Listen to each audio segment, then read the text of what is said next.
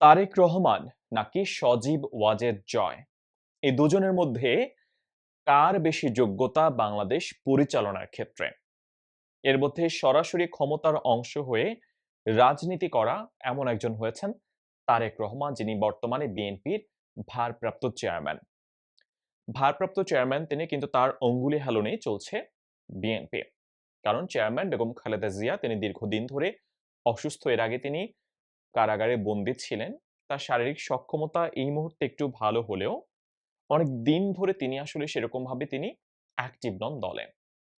সজীব ওয়াজেদ জয় তিনি বিগত সরকারের, আওয়ামী লীগ সরকারের প্রধানমন্ত্রী শেখ হাসিনার উপদেষ্টা ছিলেন, তথ্য যোগাযোগ প্রযুক্তি বিষয়ক উপদেষ্টা।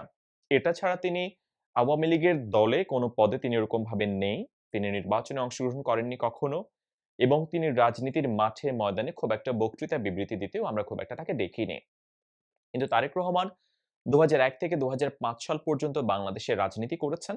ক্ষমতার কেন্দ্রে ছিলেন তিনি। তার নেতৃত্বে হাওয়া ভবনটাকে প্যারালাল সরকার হিসেবে দেখা হতো তখনকার সময়। তারেক রহমান নানা নির্যাতনের শিকার হয়েছেন। তত্ত্বাবধায়ক সরকার যখন ক্ষমতা নিয়েছিল তৎকালীন বিএনপি সরকারের পতনের পরে তার উপর নানান শারীরিক নির্যাতনের ঘটনা ঘটেছে, এবং তাকে মুচলেকা দিয়ে, রাজনীতি করব না এমন মুচলেকা দিয়ে তাকে বাংলাদেশ ছেড়ে লন্ডনে পাড়ি দিতে হয়েছে ২০০৮-এ। তারপর থেকেই দীর্ঘ বছর তিনি ক্ষমতার বাইরে রাজনীতির অ্যাক্টিভ তিনি, কিন্তু বাংলাদেশের বাইরে অন্য একটি দেশে তিনি রয়েছেন, লন্ডনে। সম্প্রতি তিনি একটি বড় মামলা থেকে তাকে মুক্তি দেয়া হয়েছে।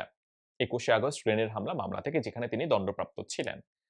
তারেক রহমান নাকি সজীব ওয়াজেদ জয়, কার যোগ্যতা বেশি বাংলাদেশ পরিচালনায়?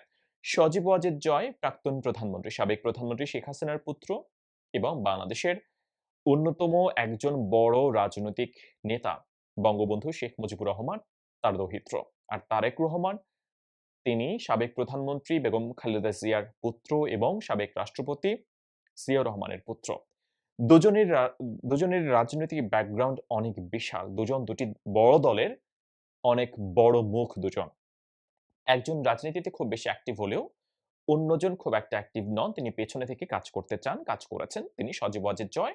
আর যিনি খুব বেশি অ্যাক্টিভ তিনি তারেক রহমান, এবং এই মুহূর্তে বাংলাদেশের রাজনীতিতে সবচেয়ে বেশি পরিমাণে উচ্চারিত হচ্ছে তারেক রহমানের নাম। কিন্তু আমি খুব অবাক হয়েছি, বর্তমানের বাংলাদেশে সরকার পরিচালনায় বা ক্ষমতায় গেলে কার যোগ্যতা বেশি হবে, এমন একটি প্রশ্ন ছিল আমার এই চ্যানেলে যারা সাবস্ক্রাইবার তাদের প্রতি।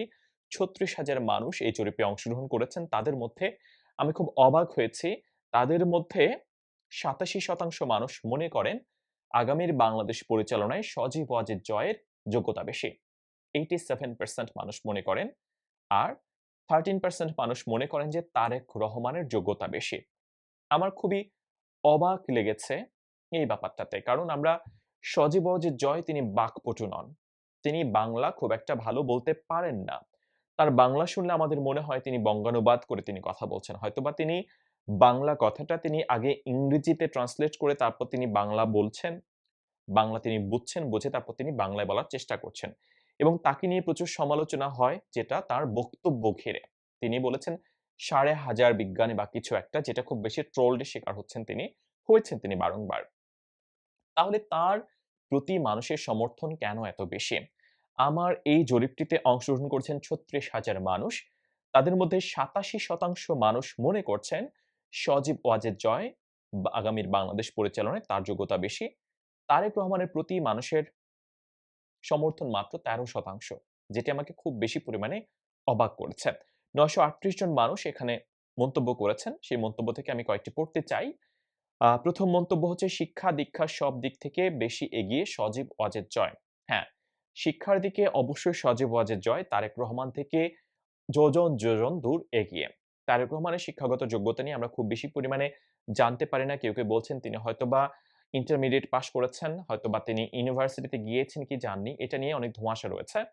অন্যদিকে সজীব ওয়াজেদ জয় তিনি হার্ভার্ড ইউনিভার্সিটির, বিশ্বের অন্যতম সেরা একটি বিশ্ববিদ্যালয় থেকে তিনি পিএইচডি ডিগ্রি অর্জন করেছেন, এবং তার আইকিউ লেভেল অনেক বেশি, সেটাও বিভিন্ন গবেষণায় বারংবার করে সেটা তুলে আনা হয়েছে। কিন্তু তার একটা মাত্র কমতির বিষয়, তিনি বাকপটু নন। যদি আপনি রাজনীতিবিদ হতে চান, যদি মানুষের মন জয় করতে চান, আপনাকে অবশ্যই বাকপটু হতে হবে। কারণ আপনি তো কথা বলে মানুষের সঙ্গে কানেক্ট হবেন, যেটা সজীব ওয়াজেদ জয়ের সবচাইতে বড় ল্যাকিংস যেটা তিনি বলতে পারেন না যে কথা বলায় তিনি সবচাইতে বেশি কম মার্কিং পেয়েছেন। যদিও আমি জানি না মন্তব্যের ঘরে সজীব ওয়াজেদ জয়ের বাকপটুত্ব নিয়ে কোন ধরনের মন্তব্য রয়েছে কিনা।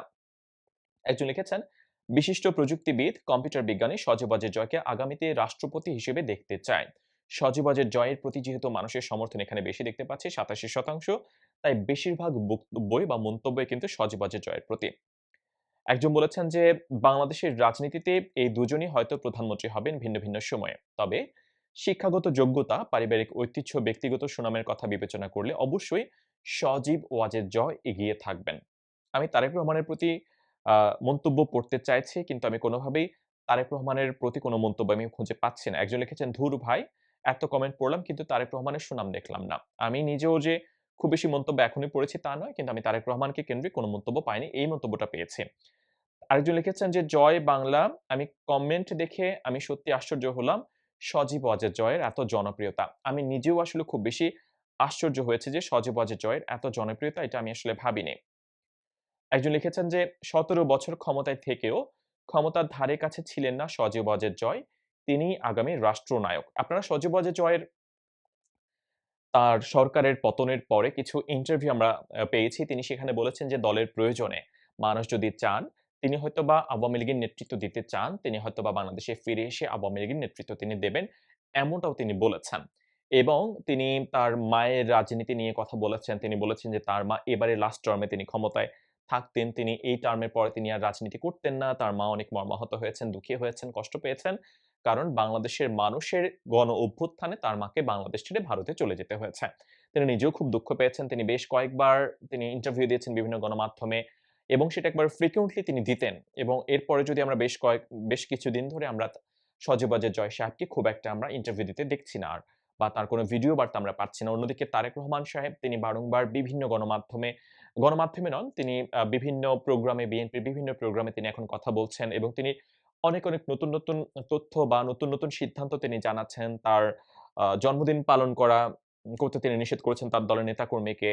তিনি তার নামের আগে দেশ নায়ক, রাষ্ট্রনায়ক এ ধরনের কথা সম্বোধন করতে তিনি নিষেধ করেছেন। এই যে রাজনীতির গুণগত পরিবর্তন আনার ক্ষেত্রে তিনি নতুন, নতুন কথাগুলো বলছেন, এগুলো কিন্তু মানুষকে অনেক আকৃষ্ট করছে। কিন্তু আমি খুব অবাক হলাম যে এই জরিপটাতে আমি সেরকমভাবে কোনো কিছু আমি দেখতে পাইনি মানুষের। তাই আমার কাছে মনে হচ্ছে এগুলো সব আওয়ামী লীগের যারা সমর্থক তারা কমেন্টগুলো করেছেন বা আমার এই চ্যানেলটিতে এই মুহূর্তে যারা আওয়ামী লীগ সমর্থক মূলত তারাই মন্তব্যগুলো করছেন। একজন লিখেছেন, "সজীব ওয়াজেদ জয় আগামীর প্রধানমন্ত্রী বাংলাদেশের তা নিশ্চিত করতে হবে, ইনশাআল্লাহ জয় হবে।" তিনি সজীব ওয়াজেদ জয়ের প্রতি তিনি সমর্থন জুগিয়েছেন। একজন বলছেন, "কার সাথে কার তুলনা করে? কোথায় হার্ভার্ড ইউনিভার্সিটি পাশ করা একজন মানুষ কতটা মেধাবী হতে পারে? জয়কে পরবর্তী প্রধানমন্ত্রী হিসেবে দেখতে চায় জনগণ।" যেটা আমি আগেই বলেছিলাম যে জয় সাহেব তিনি হার্ভার্ড ইউনিভার্সিটি থেকে পড়াশোনা করেছেন এবং তার আইকিউ লেভেল অনেক ভালো এবং তারেক রহমান সাহেব তিনি হয়তো কোনো ইউনিভার্সিটিতে তিনি পড়েছেন এবং সে ব্যাপারে এখনো সুনির্দিষ্টভাবে আমরা তেমন কিছু জানতে পারিনি। আরেকজন বলেছেন যে, "During 2001 to 2005, Tariq established himself as the most corrupted person in the country.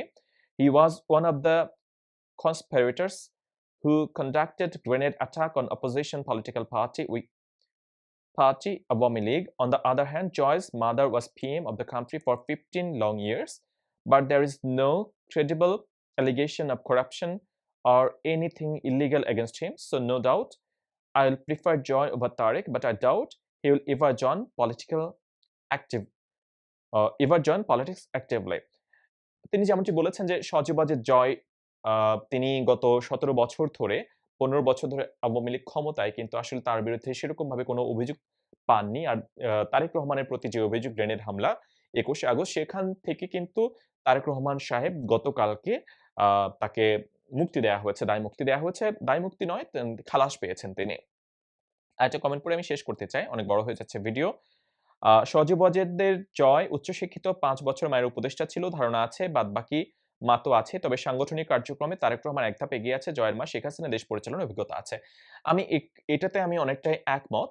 আ কারণ সজীব ওয়াজেদ জয়ের আসলে সাংগঠনিকভাবে আসলে তেমন কোনো ধারণা তার রয়েছে কিনা সে ব্যাপারে ডাউট রয়েছে। কিন্তু তারেক রহমান তিনি কিন্তু আ বাংলাদেশ চষে বেড়িয়েছেন অনেকটা। যখন ২০০১ থেকে ২০০৫ সাল পর্যন্ত তিনি ক্ষমতায় ছিলেন। রাষ্ট্র ক্ষমতা তিনি কেন্দ্রে ছিলেন। এবং তার ধারণা তৈরি হয়েছে। এই বিষয়গুলো নিয়ে আপনাদের প্রতিক্রিয়া জানতে চাই বা এই জরিপ নিয়ে কোথা থেকে দেখলেন খবরটি সেটি জানাতে ভুলবেন না। অনেক ধন্যবাদ দেখার জন্য। আল্লাহ হাফিজ। আসসালামু আলাইকুম।